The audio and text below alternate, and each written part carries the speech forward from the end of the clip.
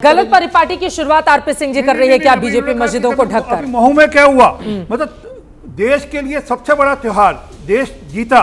मतलब क्रिकेट मेरा मानना सबसे बड़ा रिलीजन है एक किस्म का देश के अंदर। लोग मतलब क्रिकेट अपने आप में एक पूरा एक रिलीजन है, उसकी खुशी मतलब सबसे सेकुलर रिलीजन है, उसके ऊपर पत्थरबाजी। मतलब तिरंगा, लोग तिरंगा ला रहे हैं, इस पर पत्थरबाजी। अरे आप काशगंज भूल गए क्या? यूपी के अंदर 2018 के अंदर क्या हुआ था, तिरंगा यात्रा के दौरान क्या हुआ था उस समय, फिर उसके बाद करौली राजस्थान में क्या हुआ था। अरे आप ऐसी बात क्यों करते हो कि डीजे बजाया जाता है? एक मिनट, तब मैंने रोका नहीं आपको, तब मैंने रोका नहीं आपको।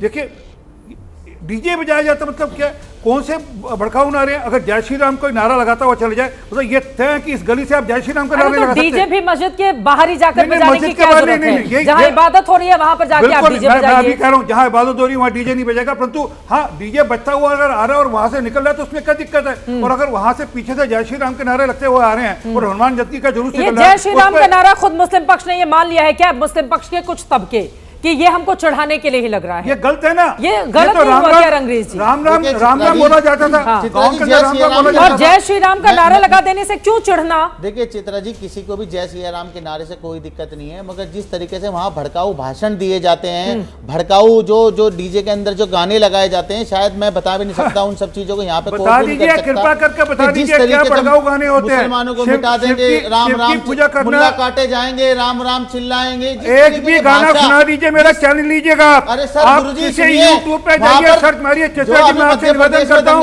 कृपा करके ऐसा कोई गाना कहीं इस तरह के गाने बजे थे, महू में इस तरह के गाने नहीं बजे थे, मैंने नहीं देखा है रंगरेज साहब। अब फेक न्यूज मत फैलाइए आप, आपके पास है क्या ऑथेंटिक जानकारी? आप दीजिएगा, अभी गूगल पर सर्च करके दीजिएगा कि कौन सा गाना ऐसे मुल्ला काटे जाएंगे।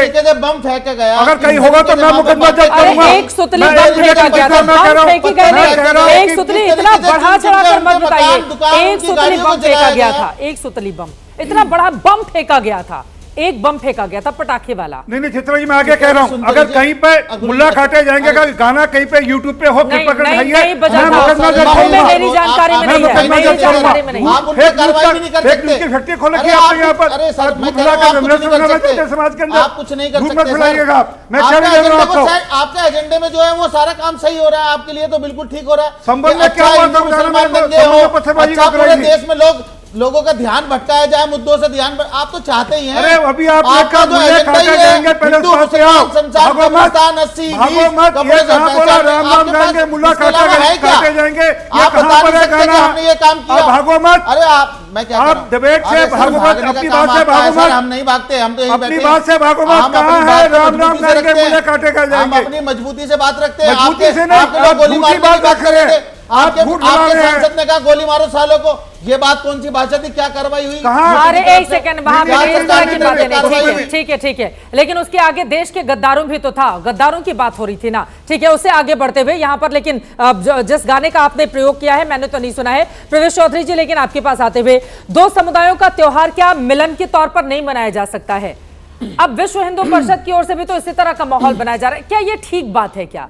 अगर रमजान है, जुमे की नमाज है, तो भाई उन्हें भी करने दो, अपना भी त्योहार मना लो।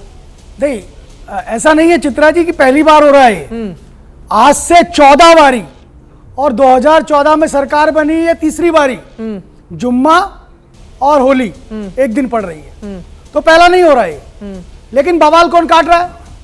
जब मुस्लिम समाज के कुछ नेता लोग हमको घंटे देंगे, 2 घंटे 3 घंटे ऊपर नीचे कर लीजिए, इस गली से नहीं उस गली से जाना है, अरे आप तय करेंगे क्या? 110 करोड़ हिंदू समाज वो मनाता है अपने त्योहारों को, वर्षों से मनाता आ रहा है। और चित्रा जी, ये त्योहार केवल हमारे लिए एकमात्र इवेंट नहीं होता है, ये हमारी परंपरा में मुसलसल चली आ रही है, और इन सांस्कृतिक उत्सवों के कारण से हिंदू समाज का संगठन है, हिंदू समाज खड़ा होता है। का भी एक तबका छोटा सा है ना, मस्जिद के बाहर जाकर उसका उत्साह कुछ ज्यादा ही बढ़ जाता है। कैसे इनकार करेंगे इस बात से आप? चित्रा जी ऐसा नहीं बहुत है। सारे ऐसे लोग हैं, हम लोग वीडियो में देखते हैं कि आराम से जा रहे हैं, जुलूस डांस करते हुए जा रहे हैं, सारी चीजें, जैसे ही दिख गई मस्जिद उसके बाद आ गया आपके अंदर न जाने कहां से उत्साह ऊर्जा इतनी ज्यादा कि वहीं पर सारा डांस कर देना है। मैं फिर बता रहा हूं आपको, ऐसे बहुत सारे जो घटनाएं हुई हैं, उन घटनाओं में जो लोग पकड़े गए हैं, उनके अगर सारा आप इन्वेस्टिगेशन करेंगे तो आपको समझ में आएगा वो कौन लोग हैं। विश्व हिंदू परिषद या हिंदू समाज कभी भी किसी भी प्रकार की हिंसा में, किसी भी प्रकार की अशांति में विश्वास नहीं करता है चित्रा जी। हम हिंदू हैं, हम तो शांतिपूर्ण से अस्तित्व में विश्वास करते हैं। और अब आप देखिए, वर्षों से मुहर्रम होता है, कभी सुना आपने कहीं दंगा किया हो? वर्षों से तमाम सारी चीजें होती है मुसलमानों की, कभी सुना कभी कहीं दंगा होता है? हिंदू समाज कभी भी नहीं करता, हिंदू समाज कभी भी रिस्ट्रिक्शन नहीं करता, बल्कि हम स्वागत करते हैं। अब अवसर इनके पास है, हम तो हमेशा हिंदुत्व का परिचय देते हैं, अब अवसर इनके पास है कि जो गंगा जमुनी तहजीब की वकालत करते हुए ये लोग आ रहे हैं, आज परिचय देना, आज ये परिचय दे कि समय को बदले। जैसे कि फिरंगी महली साहब ने 2 बजे का समय तय कर लिया, लगभग 2 बजे तक होली समाप्त हो जाती है हिंदू समाज, उसके बाद नमाज करिए ना आपको। एक चीज, दूसरी चीज, जुम्मे में नमाज मस्जिद में करनी है, नमाज का वक्त बदला गया है ना? नहीं बदला है, फिरंगी महली साहब ने बदला है। ऐसा ही जेएनयू के पास भी बदला गया है। कई सारी मस्जिदों के अंदर मौलवियों ने निर्णय लिया है, बदला है। आप सोचिए कि वर्ष में एक बार होली होती है, जुम्मा तो 52 बार आता है। सही बात कही अनुज जी ने, सही बात। 52 बार होता है तो 52 बार वो क्यों नहीं अच्छे से उसको सेलिब्रेट करें? हर सप्ताह जो है वो जुम्मा होती है, इस जुम्मे को घर पे कर सकते हैं, अगले जुम्मे वहां करिए। हिंदू समाज भी आपको क्यों नहीं आप बोल रहे हैं कि नहीं जुम्मे के लिए हम हिंदू समाज भी आगे बढ़ चढ़कर आपको मदद करेगा, शांति से आपको नमाज अदा करना पड़ेगा, घर में मनाए वो। आप कह दीजिए कि घर में मनाइए और आप चौराहे पर मनाइए। वो हिंदू है जब पाकिस्तान बना ना, सुनिए ये वो हिंदू है जब पाकिस्तान बना, तो हमने हाथ डाल करके पाकिस्तान भेजा था इस देश के मुसलमानों को। हम नहीं जानते थे वहां से काट के भेजे जाएंगे, हमने तो हाथ डाल के भेजा था। ठीक है, हम उतने दूर नहीं जाते हैं। होली का त्योहार है, दुश्मन को भी गले लगाने का त्योहार है, पाकिस्तान को याद नहीं करते। ये बार-बार कह रहे जुम्मे की नमाज मस्जिद में ही अदा हो सकती है, वो घर में नहीं हो सकती। क्यों कोरोना के समय में नहीं करा क्या? नहीं, कोरोना के समय में नहीं करा क्या? कोरोना के समय नहीं करा क्या? किया है आपने, और जरूरी भी नहीं है। सुन लीजिए, जुम्मे की नमाज आप प्लेटफॉर्म पे सबसे जरूरी है मेरी बात, की नमाज आप सुन लीजिए कर लेते हैं, जुम्मे की नमाज किसी पार्क में कर लेते हैं, जरूरी नहीं है। जरूरी नहीं है। सुन लीजिए उनका भी की नमाज इकट्ठे होके जब बहुत सारे लोग हो जाते हैं और वो मस्जिद में अदा की जा सकती है। जो 5 टाइम की नमाज है वो आप घर पे भी पढ़ सकते हैं, उसके लिए कोई वो नहीं है। मगर जिस तरीके से ये माहौल बनाया जा रहा है कि आप जो है बाहर निकलेंगे तो ये हो जाएगा, कोई पाकिस्तान, कोई हाथ काटने की बात कर रहा है, कोई ऊपर भेजने की बात कर रहा है।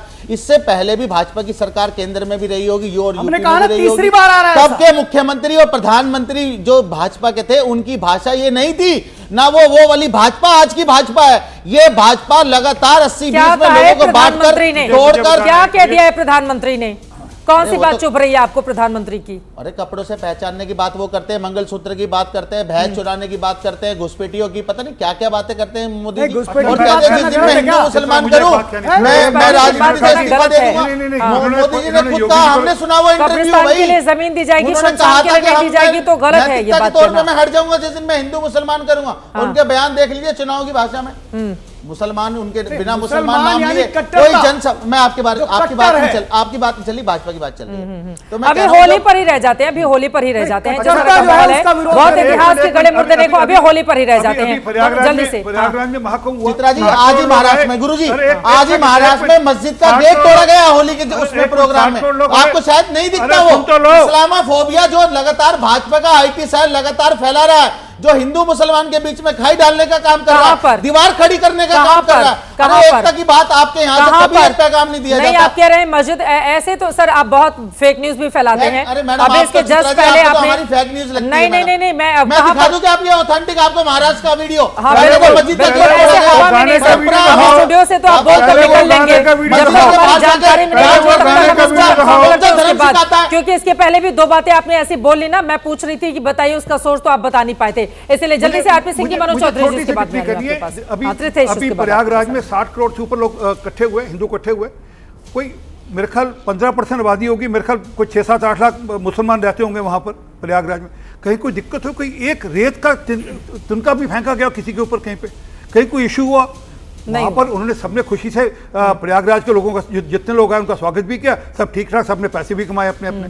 परंतु जो मूल बात है, ये कह रहे हैं प्रधानमंत्री जी के बाद, देश के अंदर आयुष्मान भारत के अंदर सबसे ज्यादा लाभार्थी मुसलमान है। देश के अंदर जो जल से अरे एक मिनट, अभी दे रहा हूँ सब फिक्र दे दूंगा। नल से जल के अंदर लगभग 35% मुसलमान, सिर के ऊपर जो छत मकान आवास मिल रहा है उसके अंदर लगभग 32% मुसलमान, जो किसानों को जो निधि मिल रही है उसमें सबसे ज्यादा लाभार्थी मुसलमान। अरे बताइए मतलब कैसी बातें आबादी कर रहे है हैं? 15% आबादी है, मैं अरे दे रहा हूँ, डेटा दे रहा हूँ यार, अरे डेटा दूंगा, अरे मैं डेटा देकर जाऊंगा, चिंता मत करो, आपकी तरफ फेक न्यूज नहीं है। 15% आबादी है और 30% का लगभग लाभार्थी मुसलमान। तो कहाँ पर है दिक्कत? दिक्कत ये है कि इनके मन में एक कुछ ना कुछ तमाशा खड़ा करने की बात है, क्योंकि बिहार का चुनाव आ रहा है, बिहार के चुनाव के मद्देनजर कुछ ना कुछ माहौल इस प्रकार का खड़ा करो जिससे हिंदू मुसलमान हो जाए। अरे वो तो आपके भी नेता कह रहे हैं ना, नेताजी जो एजेंडा आपका है वो आप दूसरों को कह रहे हैं कि हम तो कह रहे हैं मोहब्बत लाइए, मोहब्बत एक हाथ में कुरान और दूसरे में कंप्यूटर हो, उसको लेकर भी उनको आलोचना झेलनी पड़ गई।